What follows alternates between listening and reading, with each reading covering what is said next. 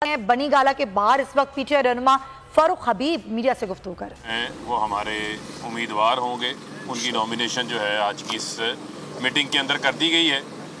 और इसी के साथ साथ आज रात 10 बजे इमरान खान साहब मुल्क गिर जो मखसूस पॉइंट्स हैं, जिस तरह इस्लामाबाद में F9 पार्क है, लाहौर में पार्क है, लाहौर में लिबर्टी है, इस तरह कराची, फैसलाबाद,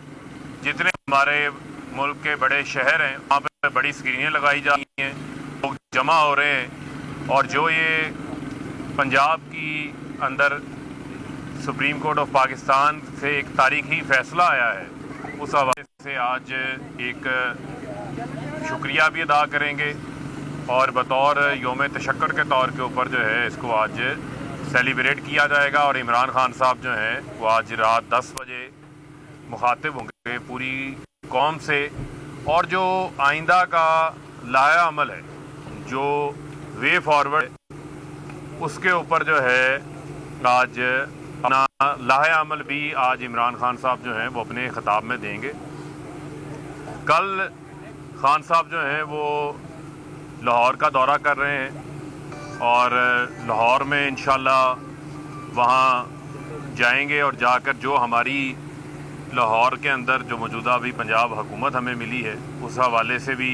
जो अहम फ़ैसले हैं वो करेंगे। जो हमारे मुख्तलिफ़ डिवीज़न से MPAs हैं उनके साथ भी उनकी मुलाकातें होंगी और ख़ास तौर के ऊपर हमारे वो प्रोग्राम्स जो कि अवामी फ़लाह के प्रोग्राम थे, जिसमें मैं समझता हूँ कि सेहत कार्ड जिसमें 10 लाख रुपए तक जो है वो पंजाब का खैबर पख्तूनख्वा के गवर्नमेंट ने अपना पहले से शुरू कर रखा है, लेकिन इमरान खान साहब ने ये इनिशिएटिव लिया था जब उस्मान बुज़दार साहब वज़ीर आला थे कि पंजाब की 12 करोड़ आबादी को पहली बार जो है वो हेल्थ इंश्योरेंस जो है उसको कवर किया गया था। उस प्रोग्राम को इन्होंने पसे पुश्त के ऊपर डाल दिया था,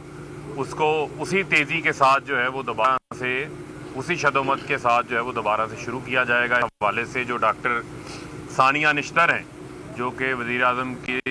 जो पहले आपके इल्म में है कि पॉवर्टी एलिवेशन के हवाले से एहसास प्रोग्राम के हवाले से अपना काम कर रही थी, उन्हीं की जो है वो दोबारा ज़िम्मेदारी जो है वो पंजाब में भी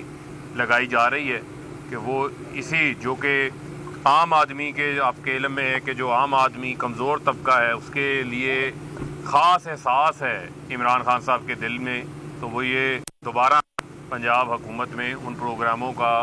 उनको रीइंस्टेट किया जाएगा जहाँ जहाँ इन्होंने वो प्रोग्राम्स आकर जो है वो बंद कर दिए थे। इसके अलावा आपके इल्म में है कि यहाँ पर बड़ी सियासी शिकस्त का जो है वो इनको सामना करना पड़ा है और अगर ये अपनी शिकस्त ग्रेस के साथ तस्लीम करते और इक़्तिदार के साथ उस तरीके से ना चिपके रहते, कानूनी फ़ैसला करवाते, डिप्टी स्पीकर से जो रूलिंग आई उसमें जो किरदार है वो अब जो नून लीग के नेता हयात लीडर हैं वो आसिफ अली जरदारी हैं, जिन्होंने इनको इस तरफ लगाया और उनके मशवरों के ऊपर नून लीग ना सिर्फ जो है वो ज़लील व रुसवा हुई है बल्कि ख़वार भी हो गई है। और पहले ये अवामी अदालत से मुस्तरद हुए हैं और अब इनको पाकिस्तान के जो इदारे हैं, कोई इदारा इनसे ऐसा नहीं है जो महफूज रहा हो, चाहे वो सिक्योरिटी के इदारे हों माजी में, चाहे सुप्रीम कोर्ट के ऊपर हमला हो, चाहे वो जजेस के ऊपर हमले हो, लेकिन ये जो 13 जमातों ने इत्तेहाद करके जिस तरह का एक मलिशियस किस्म का अटैक जो है वो बेंच के ऊपर लॉन्च किया, इसकी बदतरीन मिसाल जो है वो पहले कभी भी नहीं मिलती। फैसलों के ऊपर तनकीद होती थी लेकिन कभी